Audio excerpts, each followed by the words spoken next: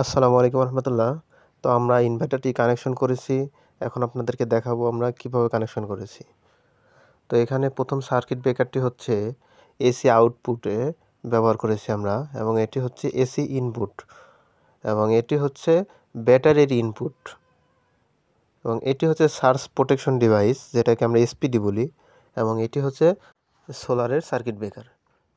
তো এসপিডির কাজ হচ্ছে মূলত ওভার ভোল্টেজকে গ্রাউন্ডে পৌঁছে দেওয়া। আমরা এই এসপিডিটাকে সোলারের সঙ্গে কানেকশন করেছি, যেহেতু বজ্রপাতের একটি বিষয় আছে। বজ্রপাত পড়লে কিন্তু সোলার দিয়ে ওভার ভোল্টেজ ডিভাইসে এসে ডিভাইসটাকে নষ্ট করে দিতে পারে।